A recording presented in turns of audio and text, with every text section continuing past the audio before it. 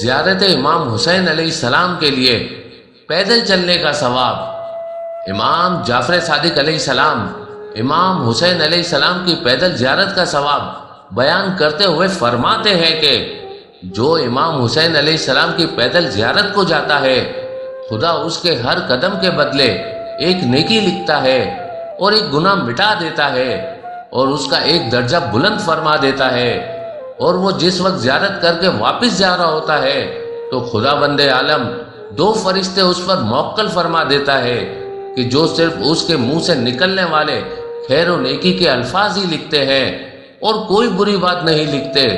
اور جس وقت وہ وعدہ ہو رہا ہوتا ہے تو اس سے کہتے ہیں کہ اے ولی خدا، تمہارے سب گناہ بخشے جا چکے ہیں اور اب تم خدا، رسول اللہ صلی اللہ علیہ وآلہ وسلم اور اہل بیت علیہ السلام کی جماعت میں شامل ہو چکے ہو۔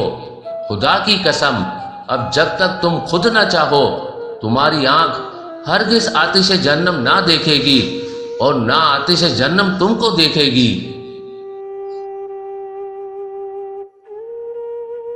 زائرین امام حسین علیہ السلام کو حاصل ہونے والے چند خصوصی فضائل۔ ظاہر حسین علیہ السلام ان لوگوں میں سے ہے جن کی طرف اللہ تعالی رحمت کی نظر دیکھتا ہے۔ ظاہر حسین علیہ السلام ہونا یا آپ علیہ السلام کی زیارت کثرت سے کرنا امام حسین علیہ السلام سے محبت کی دلیل ہے۔ ظاہر حسین علیہ السلام کا نام 10 روایات کے مطابق علیین کے زمرے میں لکھا جائے گا۔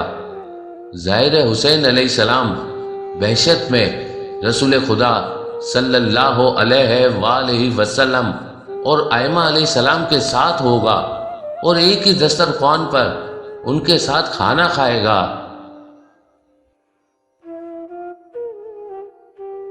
کتنی بار زیارت امام حسین علیہ السلام کے لیے جائیں؟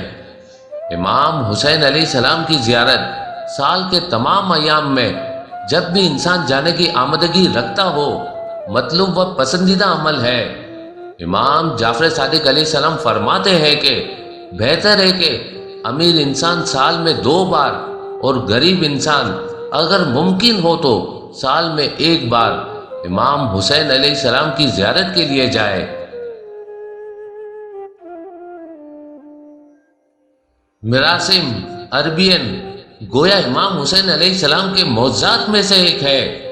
کروڑوں لوگوں کا چھوٹے سے شہر میں آنا، رہنا، کھانا، پینا، عبادات و مراسم اعضاء انجام دے کر بغیر کسی مشکل کے اپنے وطن واپس چلے جانا اور وہاں کے مقامی باشندوں کی عقل انسانی کو حیران کر دینے والی میزبانی ایک معجزہ سے کم محسوس نہیں ہوتی۔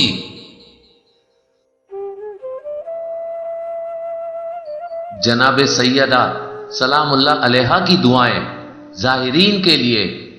امام جعفر صادق علیہ السلام نے فرمایا، بی بی فاطمہ بنت محمد صلی اللہ علیہ وآلہ وسلم اپنے بیٹے کی قبر کے ظاہرین کے لیے حاضر ہوتی ہیں اور ان کے لیے دعا کرتی ہیں